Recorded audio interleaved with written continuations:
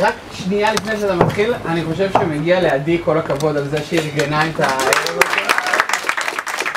הפסקתי להפריע. ערב טוב לכולם. האמת שהנושא שהתבקשתי לדבר עליו, תחים שלפני, אנחנו כבר נגיע לנקודה שבה אי אפשר לשנות הרבה. התקציב הוא תוצאה של מדיניות כלכלית. היכולות של התקציב הן תוצאה של מדיניות כלכלית. למה הדבר דומה? נניח שאני אקח אותך, אתה נראה לי בחור, וכמה אתה? כן? 30, תעשה רגע ככה, נראה. יש קום. טוב. עכשיו, בואו נרעיב אותו. איזה שבוע. לא נתן לו יומיים לישון. נאכיל אותו רק המבורגר של מקדונלד. ניתן לו תזונה לקויה. ניתן לו לישון בשטח על איזה סקש קרוע. לא ניתן לו לשתות כמו בן אדם, לא ניתן לו לישון כמו בן אדם, לא ניתן לו לאכול כמו בן אדם, וגם תזז אותו מפה עד קמצ'טקה. אחרי שבוע נשאל אותו באיזה מהירות הוא מסוגל לרוץ. מה נראה לכם שיקרה?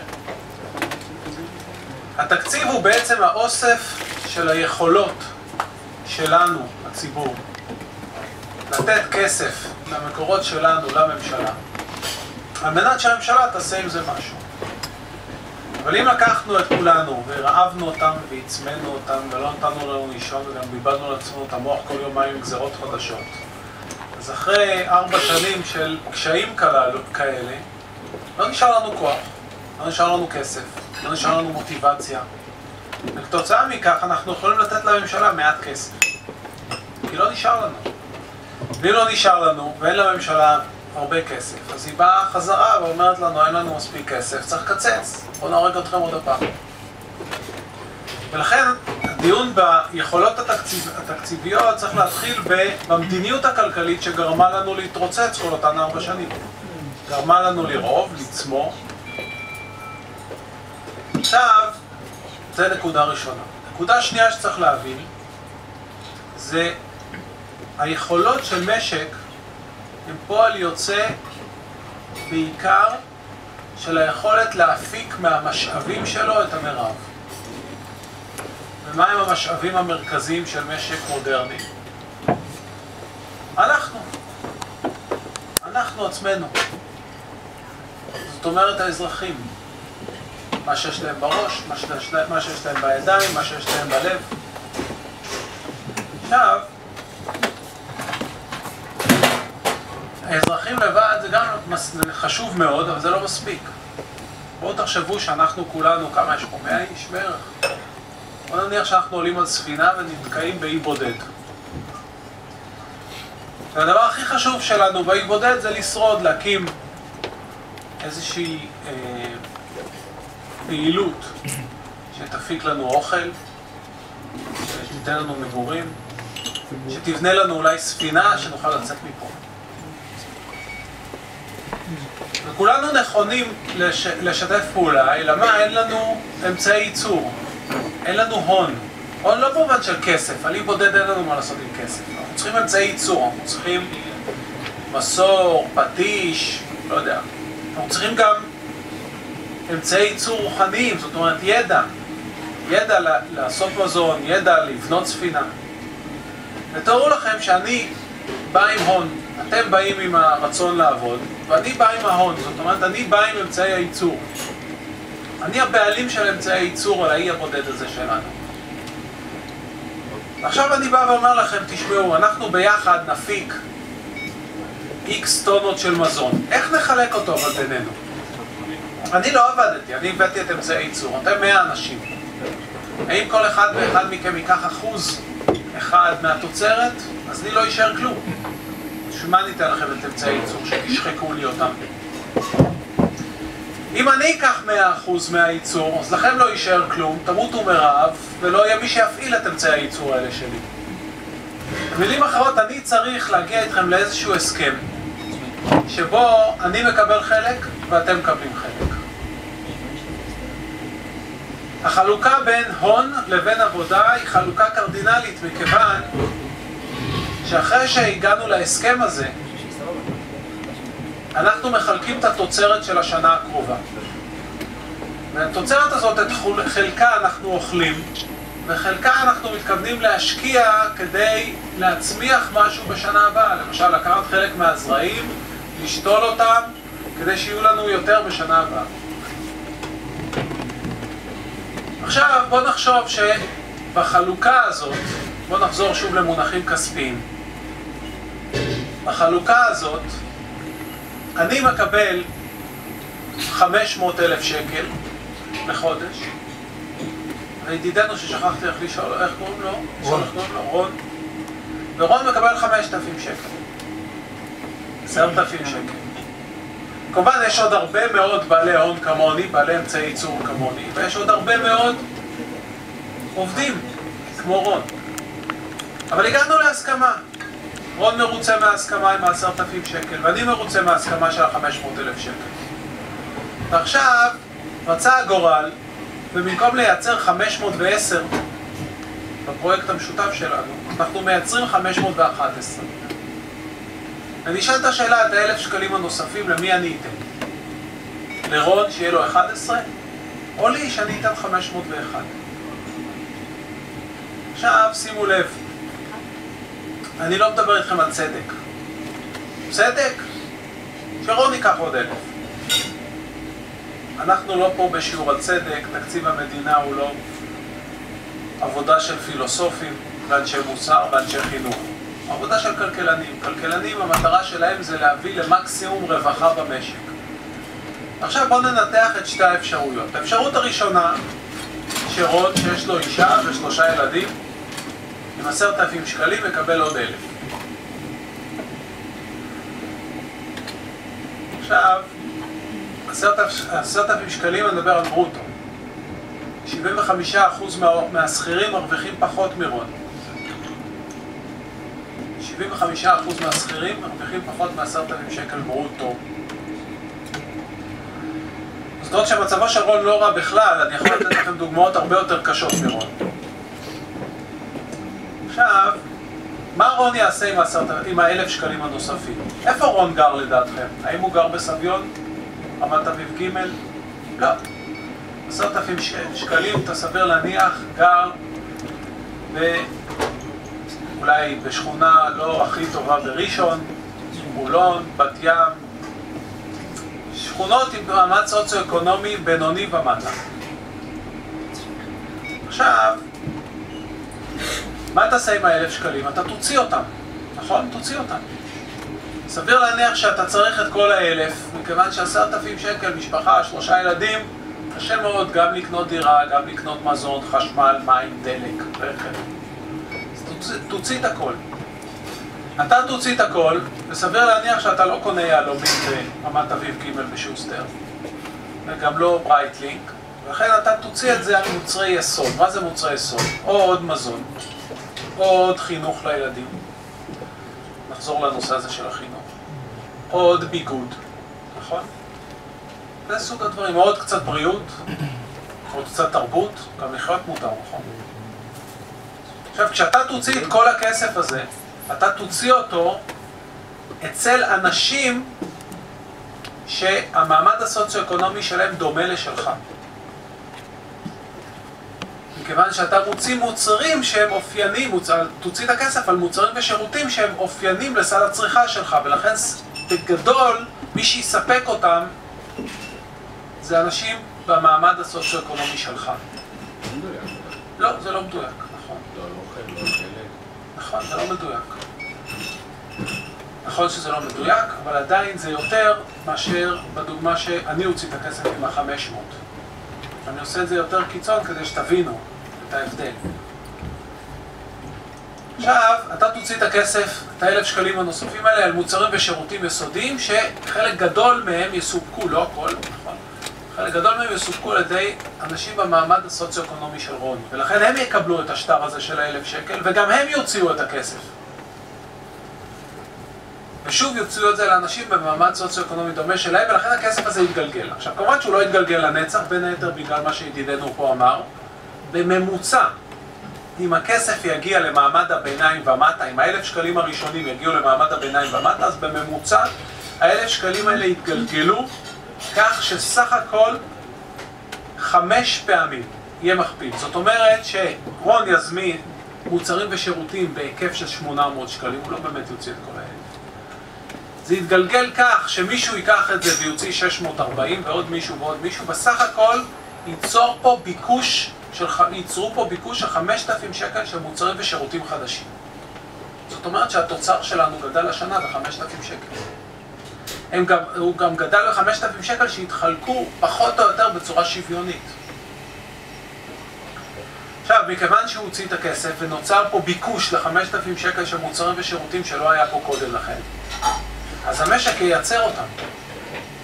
זאת אומרת, הוא ייקח גם עוד עובדים שייצרו, עוד שעות עבודה שייצרו את אותם 5,000 שקל של מוצרים ושירותים. עכשיו בואו נחשוב על המצב שבו אני מקבל את הכסף. עכשיו במקום 500 יש לי 501. קודם כל אני אוציא בממוצע הרבה פחות מרון, כי אני לא ממש צריך את זה. לא בגלל שאני לא צריך, גם בגלל שאני ממילא מוציא, כסף תמיד צריך. אבל ממילא אני מוציא כבר את כל מה שאני רוצה ויכול לחשוב עליו, אין לי מגבלה. ולכן אני יתה להכניס חלק יותר גדול מהכסף הזה לחשבון הבנק שלי. עכשיו, זה כמובן לא יהיה 0 צריכה, אבל בממוצע אני אצרוך 30%, 40%, 20%. עכשיו, איזה מוצרים ושירותים אני אקנה? כמובן שלא מוצרי יסוד, כי אלה כבר יש לי בעודף. אז יכול להיות שאני אקנה עוד ברייטלינק, עוד יהלום. אני אצמיח את הכלכלה השוויצרית. אני גם אצרוך פחות ויזמין ביקושים, יזרים ביקושים של מוצרים ושירותים בהיקף נמוך יותר. וגם אני אצמיח את התוצר בעיקר של השוויצרים ולא שלנו. נכניס את הכסף לשוק ההון או יקנה מלון בווגאס. לא, שוק ההון יותר... לא אמרתי שלא צריך. לא אמרתי שלא צריך. מימון למפעלים, לעסקים שיקומו. נכון, צריך. עכשיו, שימו לב, עכשיו מה שקורה הוא שאני יזרים ביקושים בהיקף נמוך יותר למשק, ולכן חלק קטן יותר מהכסף הזה יביא עכשיו, גם כשאני אוציא כסף ממני וייתן לרון, יש עלות ויש תועלת. יש תועלת לרון ויש עלות אצלי. אנחנו צריכים לעשות את זה רק אם התועלת גדולה מהעלות לכלל המשק. ביפן למשל, אם נוציא כסף מההון ונעביר לעבודה, זה ימעשה דבילי. כיוון שהתועלת שתצמח לעבודה תהיה קטנה, כי אין מספיק עובדים, אז אין מה לייצר עוד מקומות עבודה. אבל בישראל שבה חסרים מאות אלפי מקומות עבודה, זה מאוד לא נכון להעביר כסף מעבודה להון. כיוון שהעבודה צורכת הרבה, ולכן היא משפיעה מאוד על ענפי המסחר והשירותים שהם מוטים של עסקים קטנים, שהם יצרני עבודה יותר גדולים. עכשיו, איך אני יודע שחסר מקומות עבודה? שתי סיבות. סיבה אחת, אני סופר כמה מקומות עבודה יש ביחס לכוח העבודה הפוטנציאלי, זאת אומרת ביחס לכמות האוכלוסייה במשק, נניח מגיל 15 ועד גיל 67. אנחנו רואים שמספר מקומות העבודה בישראל הוא מאוד מאוד מאוד נמוך. זה דורשי עבודה או אתה כולל בתוך זה גם אוכלוסיות שלא רוצות לעבוד? בתוך היחס? זה הבעיה הבאה. לא רוצות זה משפט מאוד... זה הבעיה הבאה. חרדים וערבים. לא כדאי להם. חרדים אולי. רגע, סבלנות. סבלנות. אני אענה על הכל. את צודקת שזה נושאים מורכבים ויש בהם כמה בעיות. ואחת הבעיות ששטפו לנו את המוח בהרבה מאוד שקרים. ולוקח זמן להוציא אותם, ואני בטח לא אצליח להוציא את כולם בהרצאה של שעה. אבל אני אתייחס לנושא הזה. אני אתחיל בזה שאמרתי שמספר מקומות העבודה ביחס לאוכלוסייה בישראל, רוצים לעבוד, לא רוצים לעבוד, ביחס לאוכלוסייה. חסר פה מקומות עבודה. בין אם הם רוצים לעבוד, בין אם לא רוצים לעבוד, חסר פה מקומות עבודה. ברמה של מאות אלפים. כתוצאה מכך, נוצר פה שוק של מעסיקים. מה זה שוק של מעסיקים? נניח שבמצב נורמלי, כל 100 האנשים האלה צריכים לעבוד. כי צריך 100 מקומות עבודה, ואתם 100 עובדים. זה מצב נורמלי. עכשיו, כאשר אני מטה את המשק מעבודה להון, למשל, לוקח כסף מהון ומעביר אותו לרעות. בסדר? לאינטל. אז אני מפסיד מקומות עבודה, אני מרוויח, איך רעות אמרה? 4,000 מקומות עבודה, 8,000 מקומות עבודה, אבל אולי הפסדתי 30,000 מקומות עבודה בעסקים הקטנים. אז לא אולי בטוח. אז בנטו חסרים לי עכשיו, נניח, ביחס אליכם 20 מקומות עבודה. אתם 100 עובדים פוטנציאליים, אבל יש לי רק 80. זה חלומו הרטוב של כל מעסיק. מדוע? כי עכשיו הוא יכול לעשות את הדבר הבא. הוא יכול לבוא אלייך, למשל, איך קוראים לך? לימור. ולהגיד לך, לימור, את מרוויחה אצלי 10,000 שקל, כמו עוד. עכשיו, אני צריך לשחרר 20 הביתה. את מוכנה לעבוד ב9 או שאני אצטרך להיפרד ממך? לא מוכנה. מופיע הביתה. עכשיו אתה, מה איתך? אתה מוכן ב9? אל תהיה גיבור, תהיה הגיוני. יש לך 3 ילדים, צריך לפרנס. בסדר, תקלל אותי, אבל הסכמת, נכון? יופי, אני עוד לא מסכים, חכה רגע. אני עוד לא מסכים לקבל אותך ב9, כי אני עכשיו חוזר ל... איך קוראים לך? שרון, הוא הסכים ב9, את מוכנה ב8? כן? כן, אז חכי רגע, שנייה. ב8 כסף משהו? 8,000 שקל, כן, במקום 10,000, 8, בטח, כולכם גיבורים. תמידי שאת תסכימי. אז אני אגיד לך, חכי שנייה, היא הסכימה ב8, אתה מוכן ב7? חברים, בשנת 2003, התוצר לנפש בישראל היה במונחים של היום $20,000. היום הוא $30,000 לנפש. עלה התוצר לנפש ב-50%. אוקיי? השכר הריאלי היה 9,000 שקל אז, הוא 9,000 שקל היום, הממוצע. עוד שואל. רבותיי, כשיש שוק של מעסיקים, א', אפשר ללחוץ את השכר, שחלקים יותר נכבדים מהתוספות יעברו להון, ופחות יעברו לעבודה. בסדר? זה דרך אחת. דרך נוספת של שוק של מעסיקים, אני יכול לבוא ולהגיד לציבורים שאני לא סובל, לבוא להדיר אותנו. נכון? את מי מדירים במדינה? ערבים, חרדים, נשים, בפריפריה. ואם את ערבייה חרדית בפריפריה, אתה אנטי-קריסטוס פה, שתדעי. עוד דבר, אני יכול לבוא לדרוש מכם, חברים, אם אתם רוצים לעבוד אצלי, אני רוצה מכולכם תואר שני. תואר ראשון, ברור. לא תקבלו אצלי, אפילו לא להיות נציג שירות לקוחות בקול סנטר.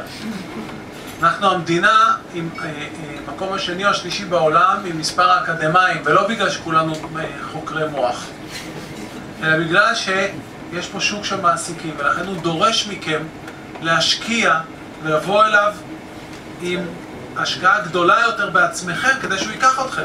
זה גם סוג. עכשיו שלא תבינו לא נכון, אני מתפרנס מזה.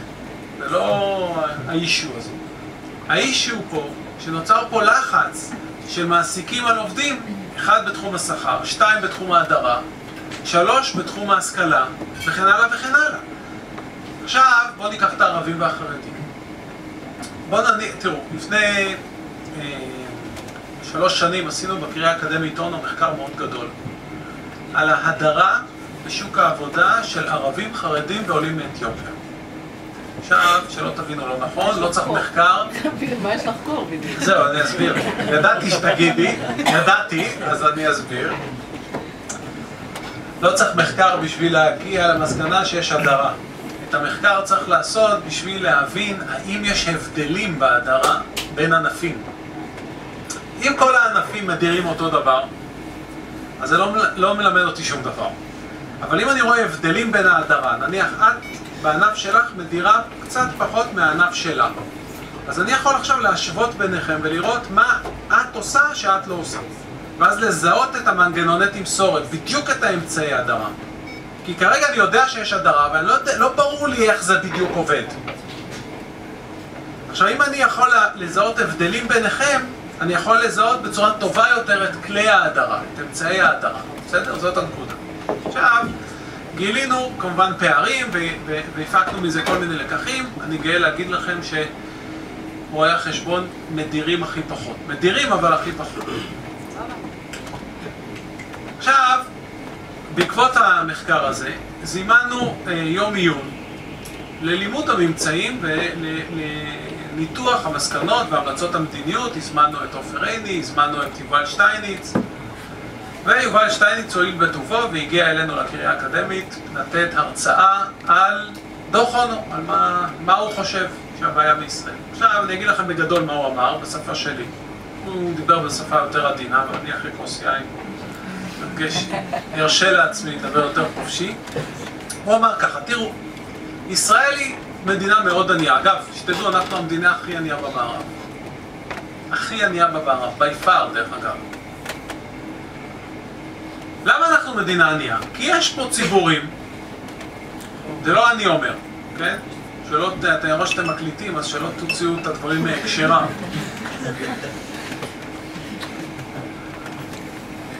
אנחנו מדינה ענייה, למה? כי יש פה ציבורים שלא עובדים. שלא עובדים, לא רוצים לעבוד. איך אמרת? לא רוצים לעבוד. מטלנים, סוציומטים. הם לא רוצים לעבוד. אז אנחנו עניים.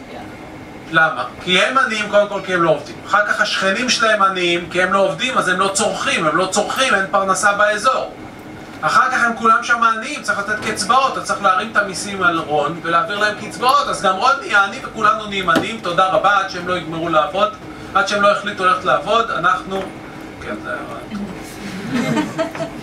לא, עוד אחד. כבר אמרתי, זה בטוח נהיה כזה. זה הרעיון. בקיצור, עד שהם לא יתחילו לעבוד, אז אנחנו נמשיך להיות עניים. עכשיו אם אתם רוצים עוד תירוצים, אז יש גם עוד תירוץ פופולרי, זה הביטחון. נכון. יש עוד הרבה תירוצים, אנחנו מדינה קטנה, מדינה צעירה, קולטת עלייה, אין לנו משאבי טבע. לא הבאתי את הרשימה, אבל יש לי רשימה של 20 תירוצים שקובעי המדיניות מרבים להשתמש בהם. עכשיו, יש להם כמה מכנים משותפים. מכנה משותף אחד, זה שכולם לא נכונים. אנחנו המדינה הכי ענייה במערב, כיוון שהמדיניות הכלכלית שלנו היא הכי דפוקה במערב. המדיניות הכלכלית היא מחולל העוני מספר אחד פה. כל היתר זה אולי 20%. המדיניות הכלכלית 80%. המכנה המשותף השני מתבטא בביטוי אחריות. איך אומרים אחראי באנגלית? איך אומרים באינטל אחראי? responsible, לא, accountability זה משהו אחר, responsible. בעברית זה אחר, זה... אל תגנוב לי את ההצגה. ראיתי לך באינטרנט. בסדר, אולי האחרים לא ראו. נשאר אצלי מאז בראש. כולם ראו? כן. אני לא ראיתי. בסדר, לא ראיתי. responsible זה מלשון responsible. מי הוא האחראי? The one who is able to respond. איך זה בערבית, דרך אגב, מישהו יודע? מסעוליה. מסעול. לא מסעוליה. מסעול. זה שורש שאל. מי שמסוגל לשאול ולדרוש מה התשובות, אז הוא גם מסוגל לעשות עם זה משהו, נכון? איך זה בעברית? אחראי מלשון אחר. אחר לא אני. זה הערבים האלה, זה החרדים האלה, זה המצב הביטחוני, זה מדינה קטנה. מה אני אשם שזו מדינה קטנה? מדינה צעירה, אני אשם כקובע מדיניות. אין פה משאבי טבע, זה אני אשם. כל הדברים, העיקר לא קובע מדיניות אשמים. כולם אשמים. העולם אשם, ההיסטוריה אשם, האלוהים אשם. רק לא קובע מדיניות.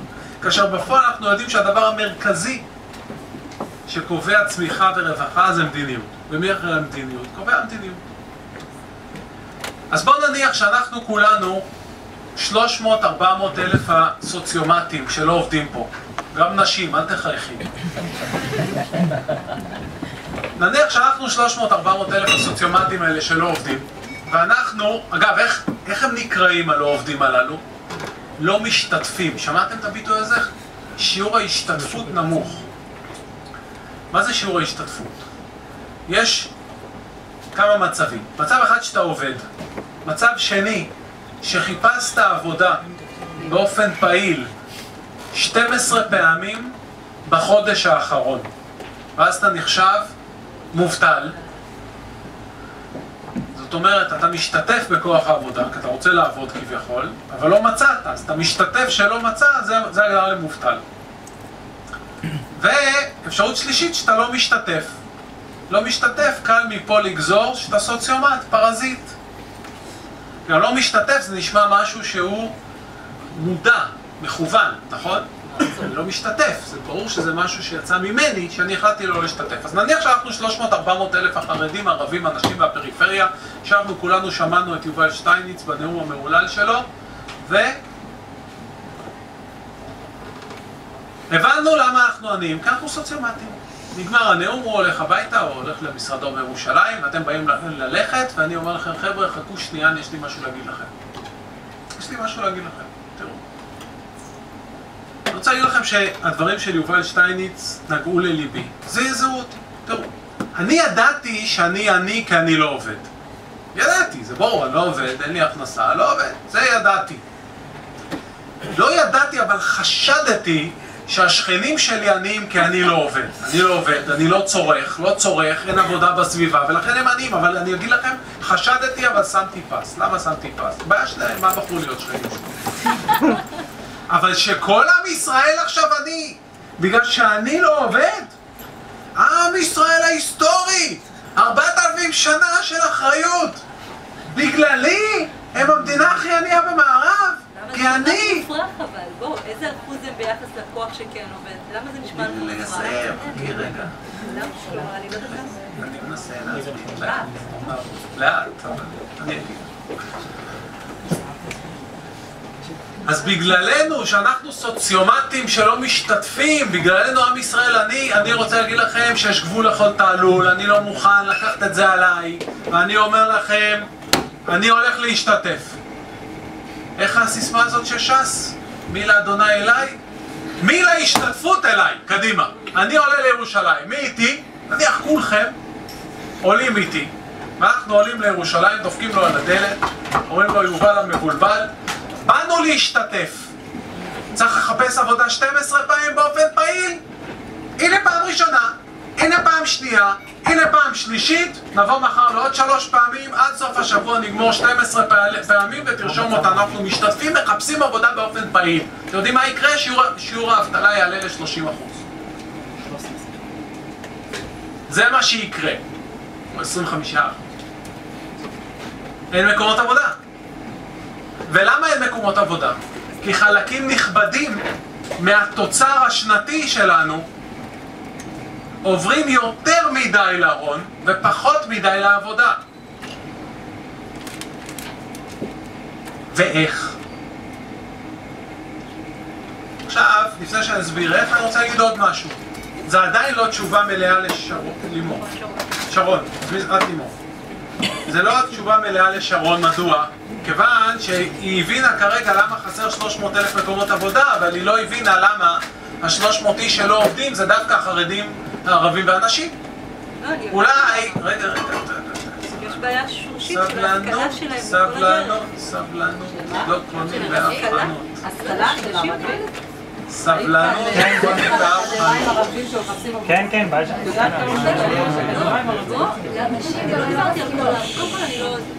גם השכלה ביישובים הערבים יותר עניים. כן, יש להם השכלה... יקירתי, את מפריעה לי. אם אני מפריע לך, אני אשמח ללכת. אני מאוד עייף. אני לא יודע אם שמתם לב, אני מאוד עייף. אני מבטיח לענות לך, אבל תני לי להשלים. עכשיו, לא נתתי תשובה לשרון, למה דווקא 300,000 האלה? אולי נעשה הגרלה. שנה אחת אנחנו לא נעבוד, שנה אחרת הם לא יעבדו, נעשה רוטציה כמו במטבח בצבא. שבוע. למה דווקא הם? אני אגיד לכם למה דווקא הם. מכיוון שאנחנו יצרנו פה הטיה של המשק מעבודה להון. אז כתוצאה מכך נוצר שוק של מעסיקים, פחות מקומות עבודה. שוק של מעסיקים יכול לדרוש דברים נוספים. מה הם הדברים שהוא יכול לדרוש? אחד, שתלכי ללמוד, תבוא אליי עם תואר שני, אחרת לא בא איתך. עכשיו מה, תואר שני עולה, ראשון, שני עולה איזה 100,000 שקל. הציבורים שהכי רחוקים ממקורות כספיים לא מסוגלים לגייס את 100,000 שקל האלה בשביל לחזור אליי עם תואר שני, נכון? ראשון ושני. אז מי הם הציבורים שהכי רחוקים מכסף? ערבים, חרדים, נשים, פריפריה. פערה ראשונה. פערה שנייה, ההטיה הזאת של המשק מעסקים קטנים לעסקים גדולים, ותכף אני אסביר איך אנחנו דופקים את הקטנים. זה לא רק המיסוי שאת חושבת, ההטבות. ברגע שאנחנו דופקים את העסקים הקטנים, אנחנו גם דופקים את האפשרות לא רק לייצר פה מקומות עבודה, אלא גם לעובד שלא הצליח להשתלב במקום עבודה גדול, הוא יכול לנסות אולי ליזום עסק חדש, או להשתלב בעסק חדש של חבר שלו, או שכן שלו, או מישהו באזור. למשל, מהגרים, שתדעו, שיעור העסקים הקטנים החדשים שקמים בקרב מהגרים הוא דרמטית יותר גבוה מאשר שיעור המקומיים. למה? כיוון שמדירים אותם, אז לא מקבלים אותם לעבודה, אז הם נאלצים להקים מקומות עבודה משל עצמם. ואז הם גם קולטים אליהם איזה אנשים דומים להם, הם מדירים חיובית כאילו אליהם. ברגע שאתה דופק פה את העסקים הקטנים, אתה לא נותן לאותן אוכלוסיות מודרות להקים עסקים קטנים משל עצמם ולקלוט את החברים שלהם. זה דבר שני. דבר שלישי, אתה יוצר פה אפשרות להדיר. תראו, נניח יש פה 20 איש שאני לא סובל. נניח, אבל אני צריך להעסיק את כל 100.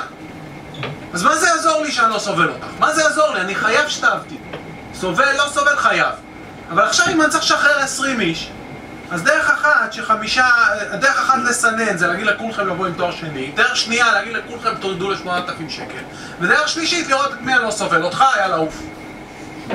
אנחנו חברה גזענית, מה אתם לא יודעים את זה? תראי איך מדברים על החרדים. אני אפילו לא מדבר איך מדברים על הערבים. עכשיו, אנחנו מדירים אותם החוצה, ואז באים ואומרים להם, אתם אשמים. עכשיו, בנוסף, אנחנו גם מעבירים קצבאות, ואז גם יוצרים להם תמריצים, בכלל לא לנסות ולחפש. למה לא לנסות ולחפש אם אנחנו נותנים להם כסף בלי לחפש? עכשיו, למה אנחנו נותנים להם כסף בלי לחפש? כי אנחנו לא מייצרים מקומות עבודה. תייצר מקומות עבודה, לא תצטרך לתת כלום. אז עכשיו נשאלת השאלה, למה אנחנו לא מייצרים מקומות עבודה? אנחנו לא מייצרים מקומות עבודה מכיוון שאנחנו מתאים את המשק מעבודה להון. איך? תראו. במשק מודרני,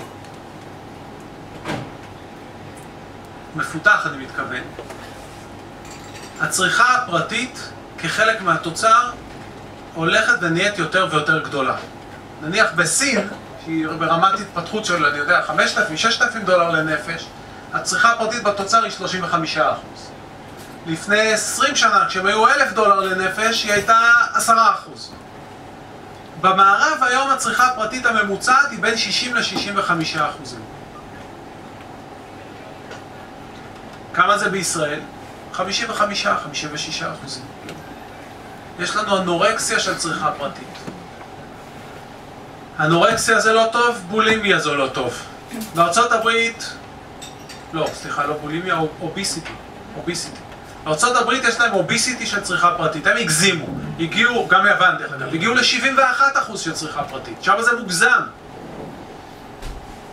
אצלנו זה הצד השני, יש פחות מדי צריכה פרטית. עכשיו, מה הבעיה עם צריכה פרטית? מה הבעיה עם פחות מדי צריכה פרטית? ברגע שיש פחות מדי צריכה פרטית, זוכרים, לא נתתי לו את 1,000 שקל. אז הוא לא יוכל לצרוך. אז יש פחות מדי צריכה פרטית, אז הוא צורך פחות. הוא מקטין את גודלם של ענפי המסחר והשירותים. תדעי לך שמדינות מערביות מפותחות כבר שיעור התעשייה מאוד מאוד מאוד נמוך. המהפכה התעשייתית הייתה במאה ה-18, לא אכפת לך.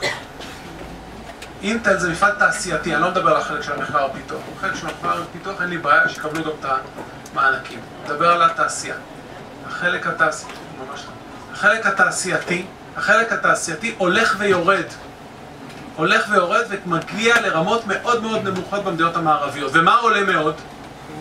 ענפי המסחר והשירותים. למה? כיוון שהצריכה הפרטית מניעה אותם. עכשיו, למה ענפי המסחר והשירותים כל כך חשובים? הם חשובים מכיוון שא' הם מאוד שוויוניים. זאת אומרת, מפעל תעשייתי בדרך כלל הם בקלאסטרים, הם באזורים ספציפיים. העסקים של ענפי המסחר והשירותים הם מאוד מאוד מפוזרים. 1. 2, ולכן הם יחסית שוויוניים יותר. 2, הם מוטי עסקים קטנים. קצת תמונה יפה?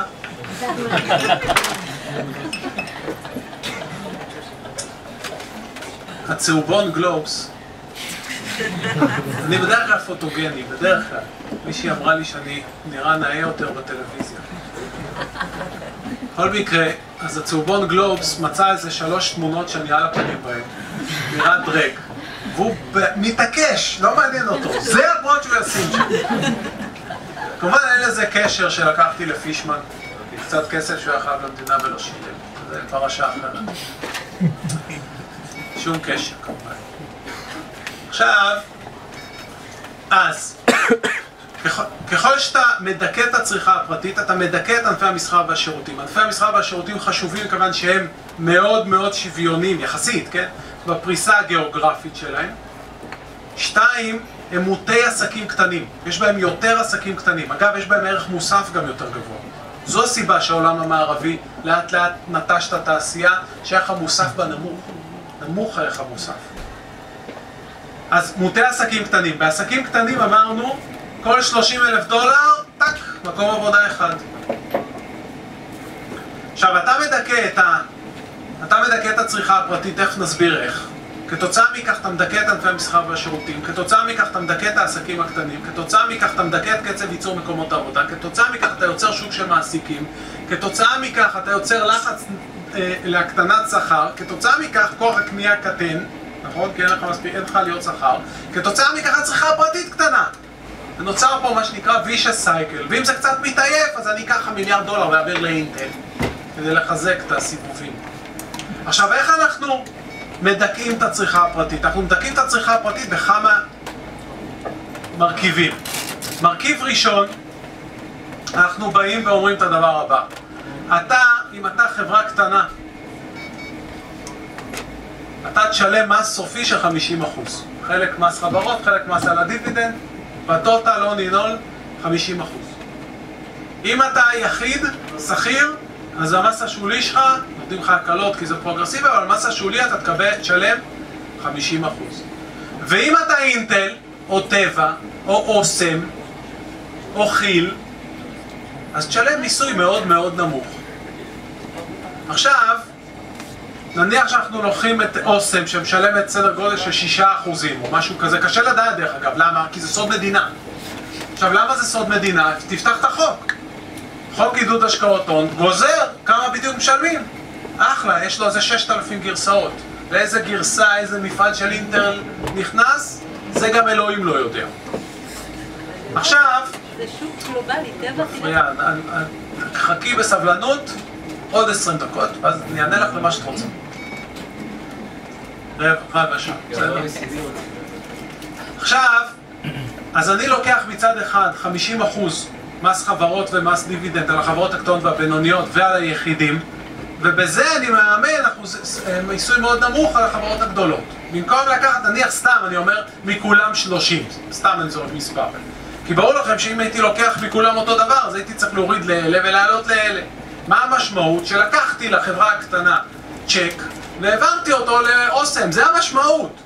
אבל הצ'ק הזה שיצא מהחברה הקטנה על כל $30,000 ירד מקום עבודה, ועבר לחברה הגדולה ועל כל $30,000 יצא כלום, יצר את הכיסא של העובד. אז זה פרשה ראשונה.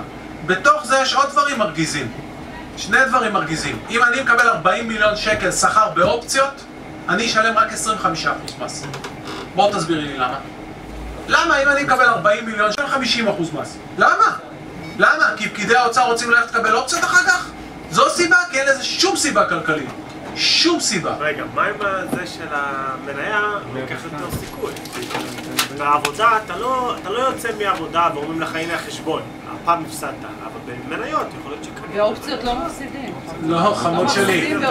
חמוד שלי. אתה משלם את המס רק שתממש את האופציות, תקבל מזומן ביד, ואז אתה יודע בדיוק כמה קיבלת. אין סיכון באופציות.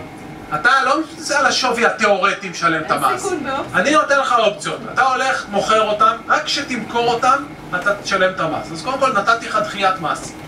אתה קיבלת משכורת בחודש האחרון? קיבלת מתי שילמת מס?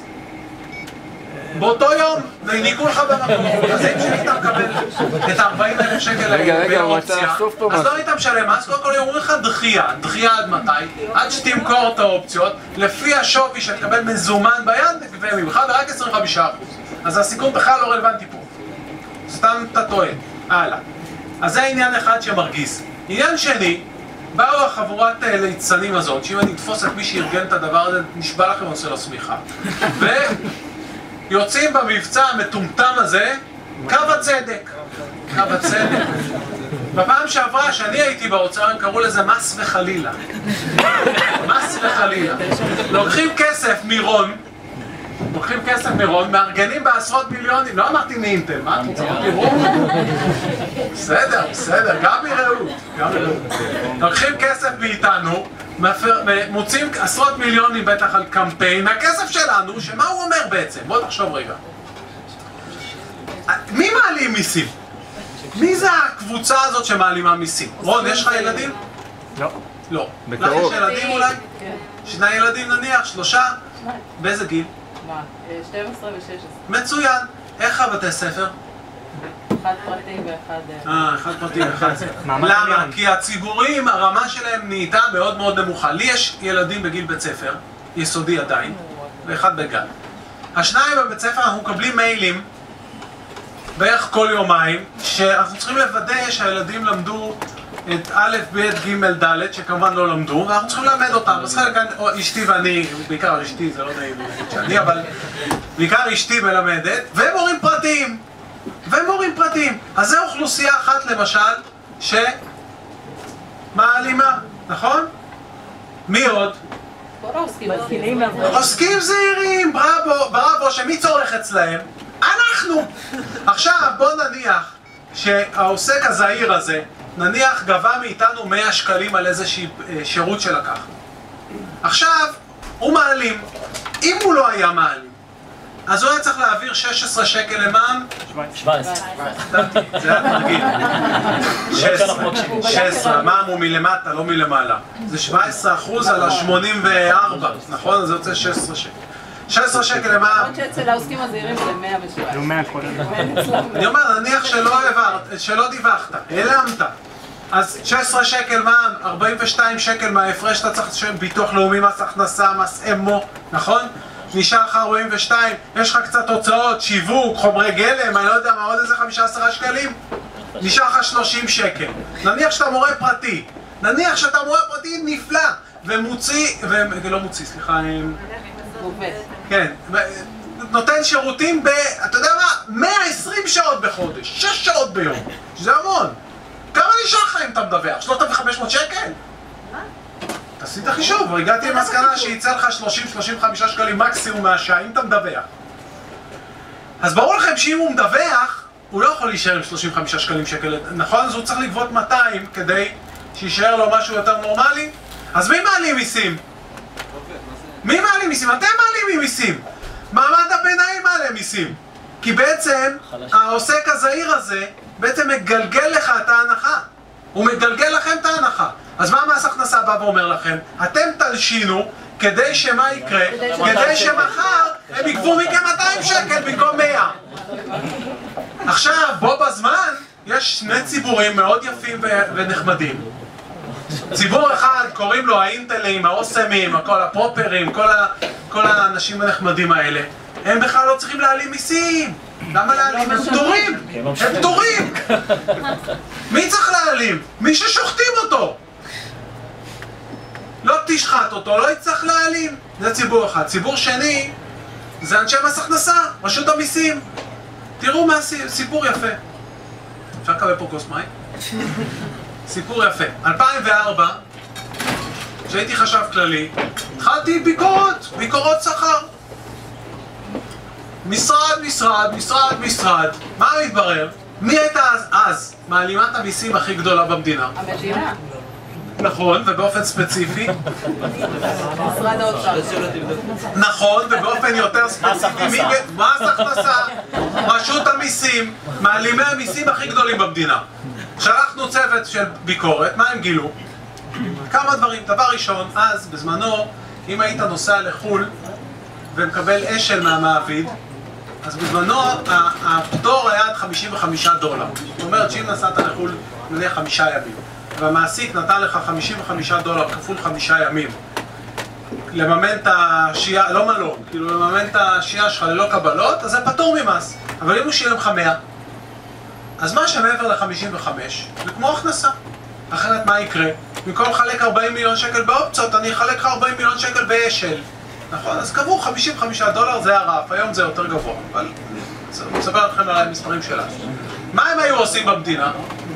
הם מחלקים $100 ליום, וכדי שזה לא יעבור בתלוש ויחייבו את זה מס, אז היו מעבירים את זה בשחור ישר לחשבון הבנק.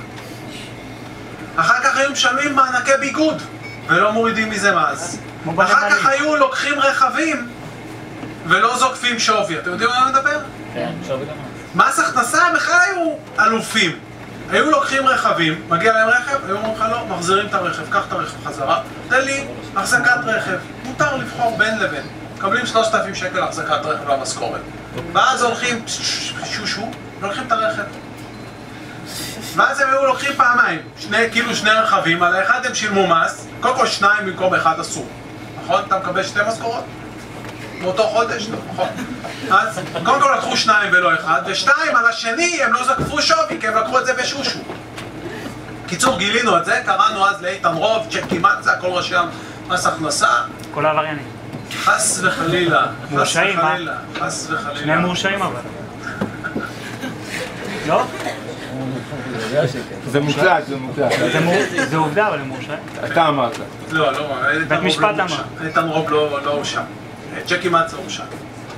עכשיו, קראנו להם, אומרים, זה דבר חמור, בטח, טוב שאמרתם לנו, דבר חמור ביותר, אנחנו לא מאמינים. הלכו, עשו תחקיר.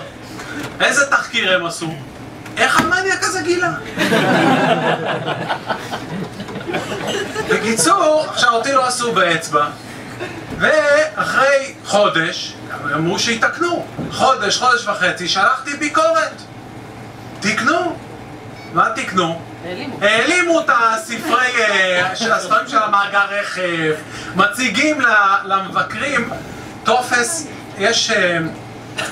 יש כללים של מס הכנסה שבמצבים מסוימים אם המעביד קונה לך ביגוד, אז זה לא הכנסה, זה מותר.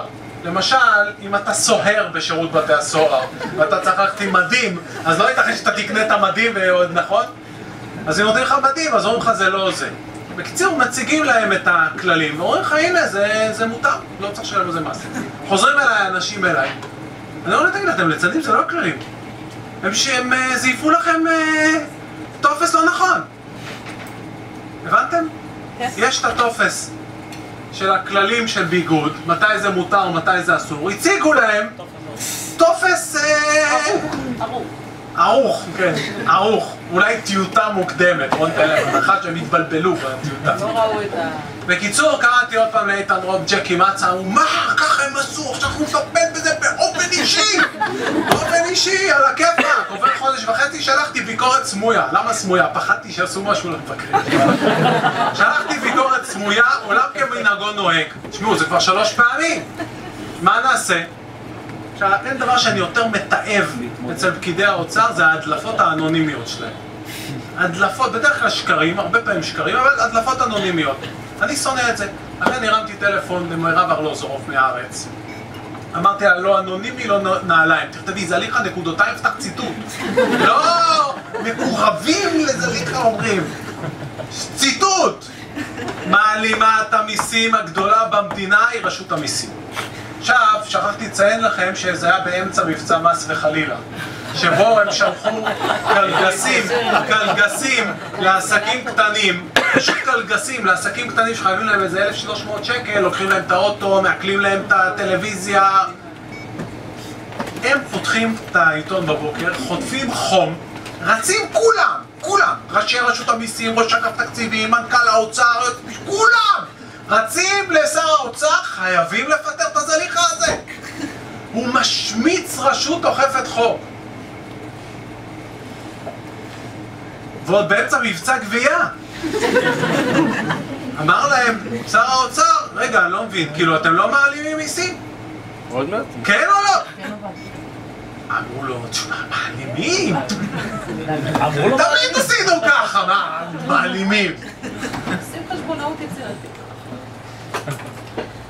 סיימתי עכשיו מחקר גדול בקריאה אקדמית שבדק את הקשר שבין הטבות מס לשחיתות.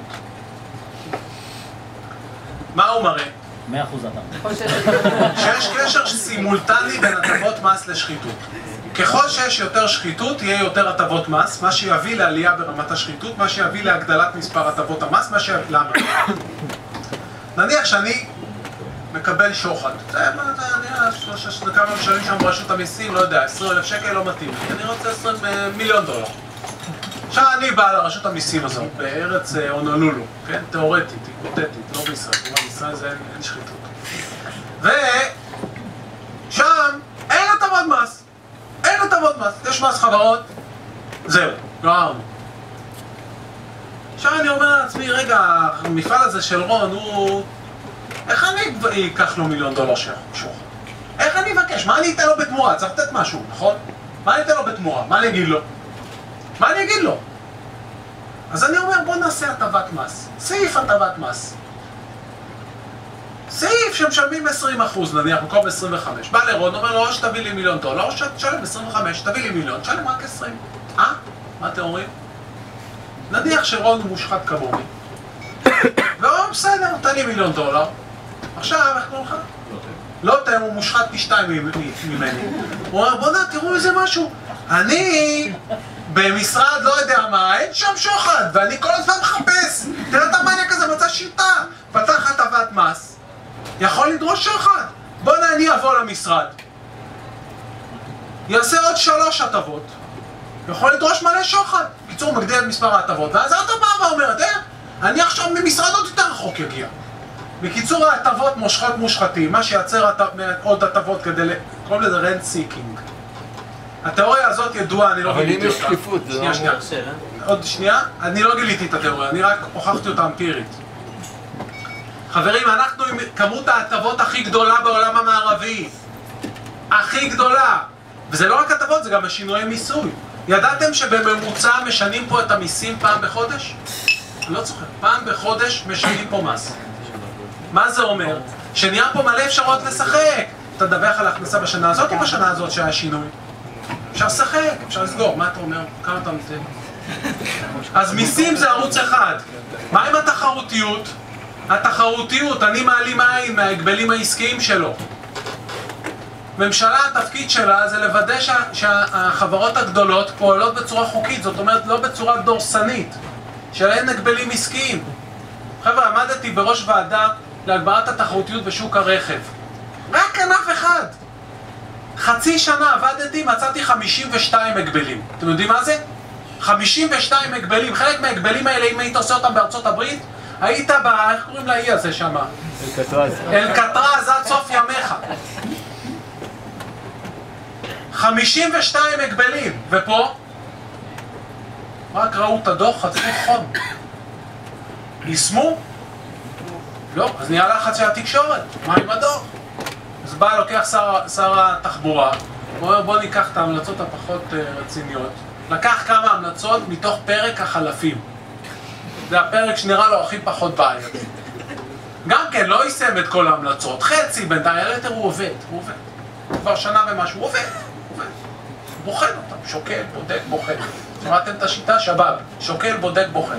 זו השיטה של המדינה לדחוק מהלכים שהציבור לוחץ והם לא רוצים לעשות. שיטת השבב, שוקל, בודק, בוחן. אז הוא שוקל, בודק ובוחן את יתר ה-50 ומשהו המלצות. בינתיים יישם חצי מפרק החלפים. חצי מפרק החלפים יושם, ירדו המחירים. בכמה? בהרבה. כמה? נראה לך? 30%. 30% מחצי הפרק. אלוהים יודע כמה ירד שהוא יישם את כל הפרק. כשהם מיישם את כל הדוח, הציבור חוסך 2 מיליארד שקל בשנה. מה זה חוסך? עכשיו, הראו לך כל הטייקוני רכב, תגידו לך מה? אתה יודע כמה מקומות עבודה אני אפטר אם תפסיקי לתת לי 2 מיליארד שקל על חשבון רון? כמה? לפחות 20. אז התחרותיות, אנחנו המדינה מקום 81 בעולם, לא המערבי, בעולם ברמת אי התחרותיות. זה לא רק ש30 המדינות המערביות יותר תחרותיות מאיתנו, יש 50 מדינות לא מערביות יותר תחרותיות מאיתנו. איך אומרים ממונה על ההגבלים בארצות הברית? באנגליה. אנטי-טראסט. אנטי-טראסט, קומישיונר, בוא נתרגם. קומישיונר זה ממונה, טראסט, הגבלים עסקיים. מה האנטי עושה שם? כי אצלנו אין אנטי, אצלנו זה הממונה על ההגבלים העסקיים. בדיוק, הוא אחראי על ההגבלים, הוא לא אנטי. רבותיי, רק שתבינו, אנחנו מקום 81 בעולם, אמרתי לכם. עכשיו בוא נניח שאנחנו מקבלים את כל התירוצים האלה, גם בזה הערבים והחרדים אשמים דרך אגב. עכשיו בוא נניח שאנחנו לא יכולים להיות מקום ראשון בעולם, גם לא אמצע העולם המערבי, זאת אומרת מקום 15. בוא נניח שכל שאיפותינו בחיים זה להיות המדינה התחרותית הכי עלובה במערב. מקום 30, כמו שאנחנו בעוני. מדינה הכי ענייה במערב, נהיה גם בתחרותיות הכי דפוקים. רק מקום 30. קפיצה של 50 מקומות בדירוג. איזה אחוזים נראה לכם זה מוריד מהמחירים? בואו נגיד רק 5%. בסדר? רק 5%. סביר? 50 מקומות ברמה התחרותית, 5% זה הכל. כל 10 מקומות נניח 1%. מכיוון שאנחנו מוצאים צריכה פרטית 600 מיליארד שקל בשנה, 5% זאת אומרת 30 מיליארד שקל בשנה, כל שנה. לאן הם עוברים? מהשכירים שלוקחים את ההכנסה שלהם ומוציאים במחירים יותר יקרים, לאן זה עובר? לדן פרופר, לאינטל, לעובדי הנמל. גם, אבל יחסית פחות. זה עוד עניין. יצרנו פה, כדי לא לדון בבעיות האמיתיות, יצרנו פה תרבות של הסתה. הנמלים הרוויחו את זה ביושר, שלא תבין, לא נכון. ביושר. אבל אם אתה חושב שהם גנבים, אתה צודק. אם אתה חושב שהם גנבים הכי גדולים במדינה, אתה טועה. יש רשימה של עוד 30 לפניהם. אגב, סליחה, אני מתנצל על הביטוי... רגע, אני מתנצל על הביטוי גנבים, הוא ביטוי דמגוגי ואני חוזר בי, באמת, לא בציניות. איש חכם פעם אמר לי, זה לא בושה לקחת. זה לא... כמעט תמיד זה גם לגיטימי לקחת. מה שלא לגיטימי זה לתת.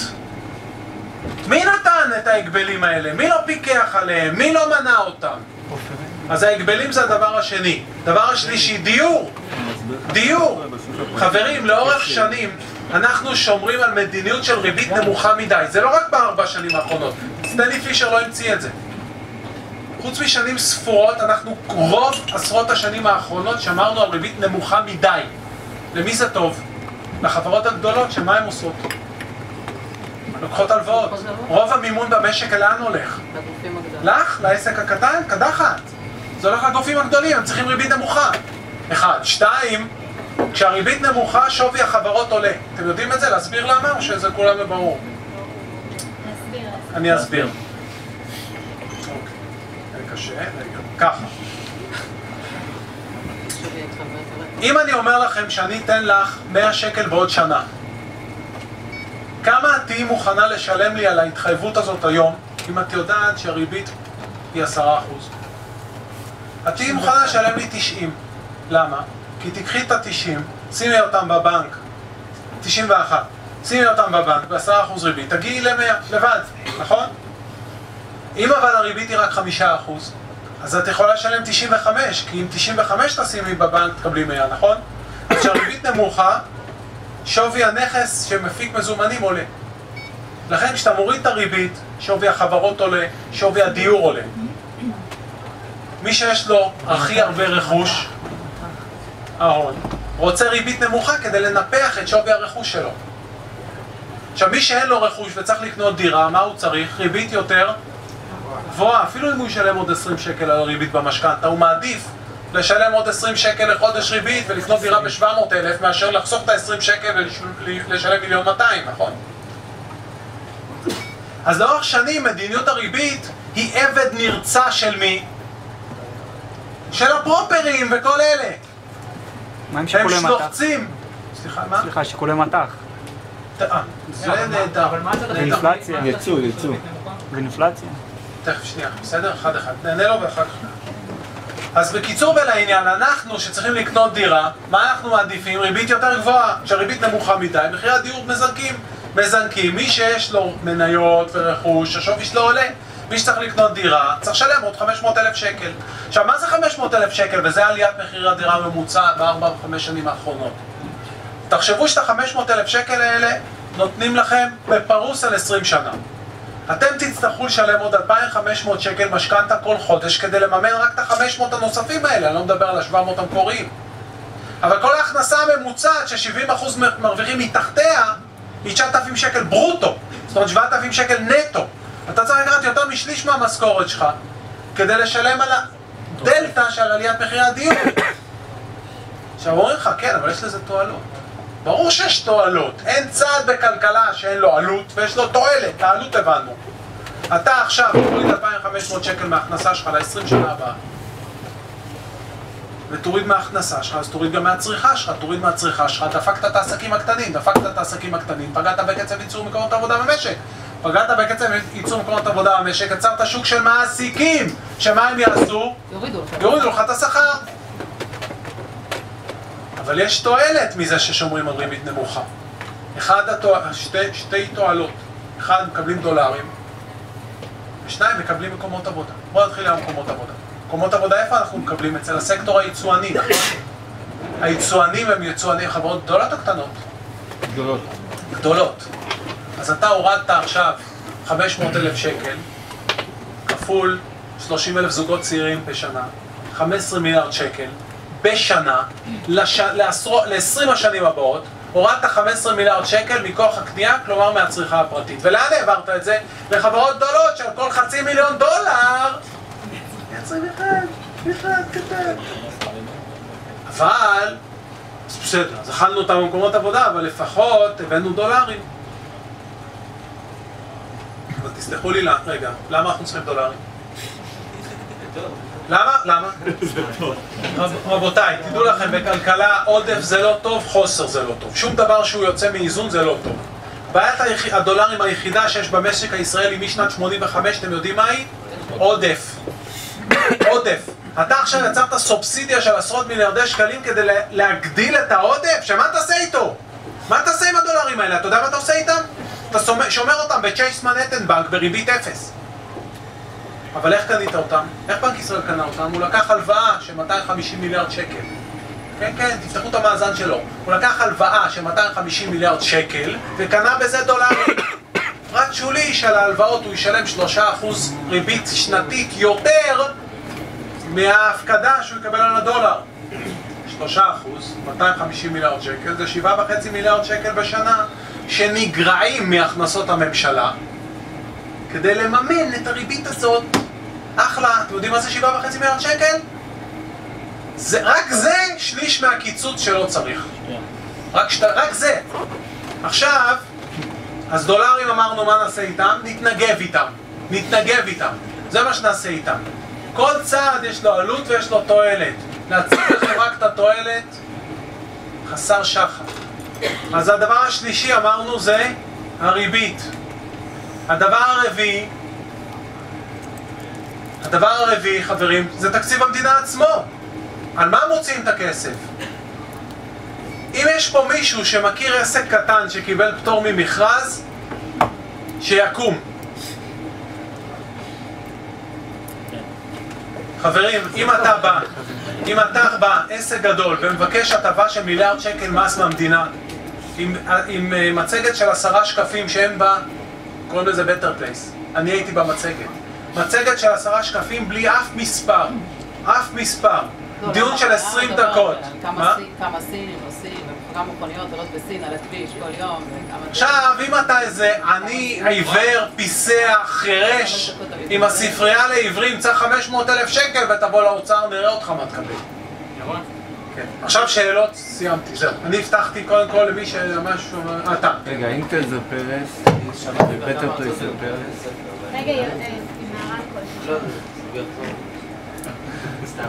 השאלה היא איפה האיזון בין האידיאולוגיה הכלכלית שיש לאנשים מסוימים לבין השחיתות, כאילו. כי יכול להיות שנעשה פה מהפכה וכל האידיאולוגיה הכלכלית תשתנה, אבל בסוף שוב הכל ייפול במכרזים ובמקומות האלה. אז אין לנו שום מוצא מזה חוץ מ... אוקיי. השאלה שלך מצוינת והיא אתגר גדול ואתה באמת צודק. כדי להסביר למה אתה צודק, אני צריך שעה. מה אתה חושב? מה דעת? תחזור לשאלה. השאלה היא, אוקיי, נניח שיש לנו עכשיו מרשם, אגב יש לנו, הוא לא כל כך קשה. תראו. בגדול, ראית את סיינפלד? איזה פרק שג'ורג' בא לבית קפה שלהם, כן? יושב עם איליין וג'רי וקריימר, נכנסת איזו בחורה יפה, הוא אומר אני הולך להתחיל איתה. ניגש אליה ובא להגיד לה שהוא מרין ביולוג'יסט או ארכיטקט, אתם מכירים את זה, נכון? יש לו איזה משפט כזה, נאום מוכן.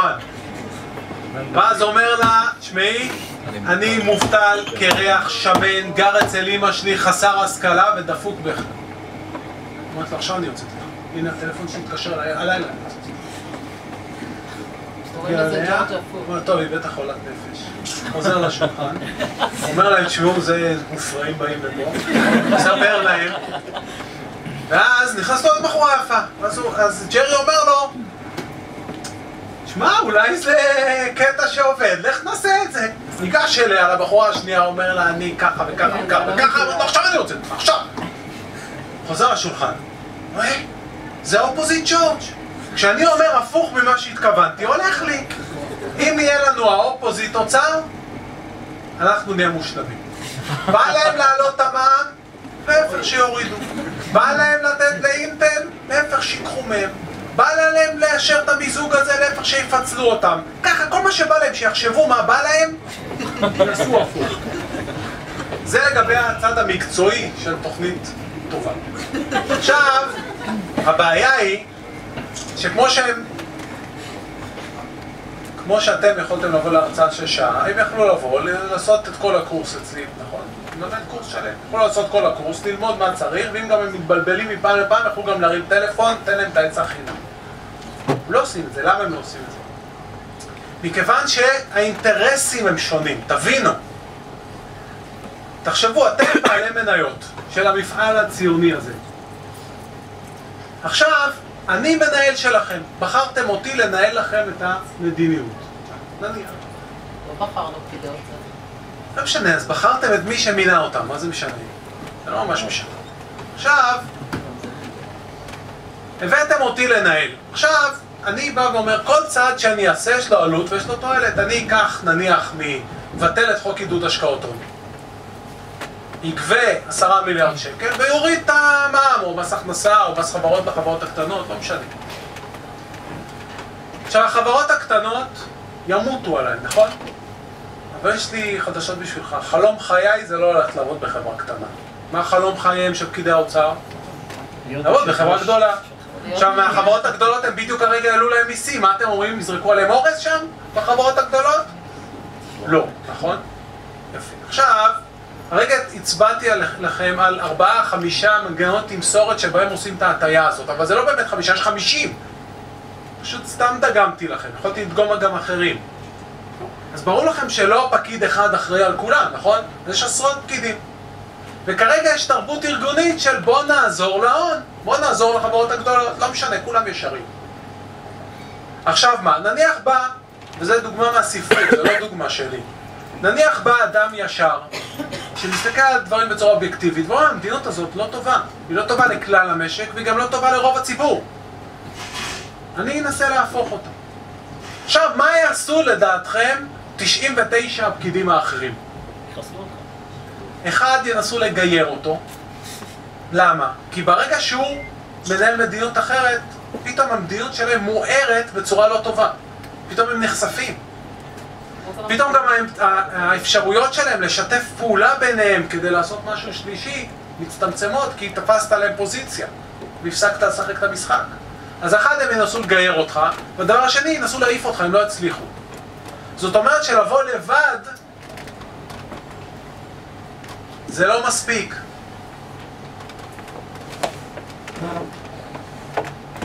נדמה לי שאמרתי את זה לעמית בן צור, אתם מכירים את עמית? אמרתי לו לפני הבחירות, אם תיבחרו, לא מקנה בכם. תצטרכו לבוא עם צבא. כי לבוא 2-3 אנשים ולחשוב שתצליחו לשנות תרבות ארגונית של מאות פקידים, לא תצליחו. אין דבר יותר קשה מלהיות שם לבד, תדעו לכם. אין דבר, אני אומר לכם כמי שהיה שם. אין דבר יותר קשה, אתה משלם מחיר נפשי מאוד מאוד כבד. מאוד כבד. ותגמול עליהם לא יעזור? עכשיו בואו נדבר עליכם רגע. בואו נדבר עליכם. אז אמרנו, מבחינת תגמולים, ענישה, החברות הקטנות ישמחו, אבל הן לא יכולות לתגמל אותי, נכון? לא יכולות לתגמל אותי, אני לא רוצה ללכת לעבוד בחברה קטנה. החברות הגדולות, ברגע שאני אבדל להם את חוק עידוד השקעות הון, אתה יודע מה יקרה? לא אוכל לעבוד באף חברה גדולה בחיים שלי. אני באופן אישי כבר לא יכול לעבוד באף חברה גדולה בחיים שלי, זה כבר עבוד, אבל אתה למשל, אתה תגמור את הקריירה. אז הצד של ההון יודע להעניש אותך. עכשיו גם עיתוני ההון גם יגידו שאתה חולה נפש, אתה בכלל מופרע. אתה בטח מושחת גם. ירון, אתה אומר שצריך לבטל, צריך להפחית את ההטבות בחברות הגלובליות? לבטל לגמרי, לא להפחית, לבטל לגמרי. רגע, אבל תני לי רק לסיים את המשפט, אני עוד עונה לא. עכשיו אחר כך אלייך. אז הם ידעו, ההון ידע להעניש, גם בזה שאני לא אמצא עבודה, גם בזה שישמיצו אותך. מה לגבי תגמולים? אתם לא מתגמלים, אפילו הפגנה מתחת לבית לא עשיתם. כלום. יתר על כן, גם נורא קל להסית אתכם. החרדים, הערבים, קל להסית אתכם. איזה תרבות זאת של שנאה. מה זה היאיר לפיד הזה בכלל? שום תוכנית הוא לא שם, רק מסביר, אלה דפוקים ואלה דפוקים. נדפוק את כולו. חבר'ה, אחת הסיבות שתמכתי במפלגת העבודה, אגב לא תמכתי במפלגת העבודה, תמכתי בשלי, יש הבדל. יש הבדל. אוקיי, יופי, אני שמח. טוב מאוד. טוב מאוד. עכשיו, אחת הסיבות שתמכתי בשלי, מכיוון שהיא שמה תוכנית על השולחן והיא מסרבת להפנות אצבעות מאשימות כלפי אף ציבור. דרך הסתה לא נגיע לשום מקום. דרך הסתה לא נגיע לשום מקום. יש פה מספיק מיילד שאפשר לעשות על המדיניות הכלכלית. אם היא תהיה נכונה, תאמינו לי, גם לא תצטרכו לקצץ אפילו לא שקל. אם המדיניות תהיה נכונה, לא יצטרכו לקצץ כלום. מדוע? כי כוח הקנייה לא יישחק, אז הוא יצרוך יותר, הכנסות הממשלה יהיו גבוהות מספיק. כל הקיצוץ הזה נובע לא מזה שהממשלה הגזימה בהוצאות. נובע מזה שהכנסות הממשלה קטנו. למה הם קטנו? כי הצריכה הפרטית קטנה. למה הצריכה הפרטית קטנה? כי 4 שנים העלו את מחירי הדיור ב-70%, העלו את מחירי החשמל, העלו את מחירי הדלק, העלו את המיסים ב-15 מיליארד שקל. מה עוד אתם רוצים? חנקו את המשק, אז הוא לא צורך מספיק, אין להם כסף. עכשיו זה שיקצצו ויפגעו בו עוד יותר, זה יגרום לו להוציא יותר. קדחת. כשהמדיניות הכלכלית הנכונה, לא יצטרכו לקצץ כמעט כלום, תאמינו לי, אולי משהו זמני, קטן. וכשהמדיניות הכלכלית לא נכונה, שום קיצוץ לא יספיק. כן, שאלה אחרונה ואני הולך הביתה. מה? תסביר את זה, שהשרשרת שתיווצר בעיניך, אם יבטלו את חוק עידוד השקעות הון, וחברות כמו טבע החליטו שהן לא רוצות לייצר פה, אלא הן מחליטות take their businesses elsewhere. ששם ישלמו כאילו פחות מס, זה מה שאתה מתכוונת? לדוגמה. אוקיי, קודם כל, היא שואלת מה יקרה אם נבטל את חוק עידוד השקעות הון והחברות שמקבלות הטבות יעזבו. אז קודם כל חלקן יעזבו. שתדעו, אין תועלת בלי עלות, אין דבר כזה. חלקן יעזבו. חיל לדוגמה לא תעזוב, אבל חיל טבע. אוקיי, התחלנו. אז חיל לא תעזוב. טבע גם. אוסם גם לא תעזוב, אלא אם כן היא מתכוונת לקחת אותנו כולנו איתם לקונגו. כי למיטב ידיעתי במבה רק אנחנו אוכלים. אז גם אוסם לא תעזוב. שטראוס גם. עוד אחד לא תעזוב. שטראוס גם לא תעזוב. גם כנראה סופרסל לא תעזוב, נכון? וגם רמי לוי לא יעזוב. ותתפלאי לשמוע, גם מרכז הפיתוח של אינטל לא יעזוב. וגם מרכז הפיתוח של טבע לא יעזוב. כמה אנשים זה בפיתוח עכשיו, כמה אנשים נשארו בסיפור? אני מנסה לענות לך, חכי, את גם שואלת, גם עונה וגם מותחת ביקורת על התשובה, שזה בסדר. מה שיעזוב זה החלק היצרני, לא החלק הפיתוחי. החלק הפיתוחי לא עוזב בגלל הטבות מס כאלה ואחרות, כי הוא לא פה בגלל הטבות המס. הוא פה בגלל המוח. והמוח פה, כנראה הצלחנו לייצר פה כנראה חתיכת מוח. אז כל עוד המוח הזה יהיה נורמלי, קרי, אגב, הוא לא יהיה נורמלי אם הוא לא יהיה לו כסף למורים פרטיים, כי הקלגסים של רשות המיסים רצו על המורים הפרטיים ויקרמו לזה שהילדים שלו יהיו דפוקים. נכון? אז גם את זה בואו לא נשכח את זה. אבל מה שיעזוב זה החלק היצרני, שהערך המוסף שלו מאוד מאוד נמוך. הערך המוסף של מפעל הייצור של אינטל הוא מאוד מאוד מאוד מאוד נמוך. זה אחד הדברים, הערך המוסף הכי נמוכים במשק, שתדעי. אחד הדברים הכי נמוכים במשק. ולכן, אני לא אשמח שהם יעזבו, אבל את לא תמצאי אותי בוכה בלילה אם הם יעזבו. רוצים שישארו, רוצים שיעזבו. תשמעו. בסופו של דבר, מנוע הצמיחה הכי גדול במשק מערבי מודרני זה אתם. אם אתם לא מתכוונים לעזוב, אז אנחנו יכולים להיות רגועים. כשיביאו אתכם לעזוב, שום אינטל לא יעזור לנו. עכשיו, את שואלת את עצמך, למה אף מדינה חוץ מהאירים שמקבלים את כל הכסף חזרה מהאיחוד האירופי, אז לא אכפת להם? חוץ מאירלנד, אף מדינה מערבית לא נותנת הטבות מס כאלה. יתר על כן, הכלכלנים היום ממליצים למדינות מערביות גם את השאריות שיש על לבטל אותן. הטבות מתאימות למדינות כמו קונגו ואנגולה. ולמה? א', בגלל הקשר שאמרתי של השחיתות. את רואה את הדולרים שאינטל מביא, אבל את לא רואה את מה שקורה בשני מישורים. מישור אחד, הסברתי לך על מישור אחד שלקחנו את הכסף מירון והעברנו לאינטל. מישור שני, הם מביאים דולרים אינטל. מה זה עושה לשער החליפין? מוריד אותו. איך קוראים לך? דנה. דנה היא יצואנית קטנה. עכשיו היא נכנסת, אף יצואן לא התחיל כגדול, הוא התחיל כקטן. עכשיו אינטל עם הדולרים שלה הורידו את שער החליפין, העובדים שלך את משלמת להם בשקלים, נכון? ההכנסות שלה בדולרים שהשווי שלהם ירד, ואז מה שקורה זה שדנה לא תיכנס ותהיה יצואנית. הייצוא של אינטל גרם לקראודינג אאוט, כך זה נקרא, כי הוא עיוות את שער החליפין כך שבעצם יצואנים קטנים נדחקו החוצה. זה דבר שני. דבר שלישי, אני מפעל, אני משקיע זר, ואני אומר, קיבינימט, אני לא קיבלתי הטבת מס. עכשיו, אני גם לא צריך, התכוונתי להקים מפעל בישראל, אבל אני במוח אומר, הטבות מס זה רק למדינות כמו קונגו. רק מדינות מושחתות נותנות הטבות מס כאלה. אז אם זו מדינה מושחתת, זה יותר סיכון על ההשקעה שלי. את יודעת למה? כי אני אשקיע אצלך ואני אצטרך להתחרות בך, ואתה אולי מקומי ויש לך חבר במשרד זה או אחר, והמדינה תסבסד אותך כדי להתחרות בי, ושחיתות זה סיכון. שחיתות היא סיכון, כי אני לא יודע מול מי אני אתמודד. ואז מה אומרים משקיעים זרים? לא כדאי לי. אז את לא רואה את הירידה בהשקעות כתוצאה תראי, המחקר שאמרתי לך מקודם, הראינו שככל שהטבות המס עולות, רמת השחיתות עולה. יש הרבה מאוד מחקרים, זה ממש כמו 1 ועוד 1 שווה 2. ככל שרמת השחיתות עולה, היקף ההשקעות המקומיות והזרות יורד. אז את סופרת את ההשקעה של אינטל, אבל את לא ספרת את כל ההשקעות שבאו ואמרו, לא רוצה להשקיע במדינה כזאת שמחלקת הטבות מס כאלה, כי במדינה שמחלקת הטבות מס כאלה היא בטוח במדינה מושחתת. בוא נבדוק ליתר ביטחון. רגע, ישראל באמת רמת השחיתות הכי גבוהה במערב חוץ מאיטליה. אז תודה, לא רוצה פה. את לא סופרת את זה, כי את לא יודעת לספור את זה. ולמה את לא יודעת לספור את זה? כי זה לא המקצוע שלך. ואת נזונה מהעיתונים. איזה עיתונים? מהצהובונים של גלובס, מהפישמנים, ממי את נזונה? זה התקשורת פה, רוב התקשורת פה היא או בורה או בבעלות ההון. הבעיות שלנו זה הון, שלטון, עיתון. לילה טוב חברים.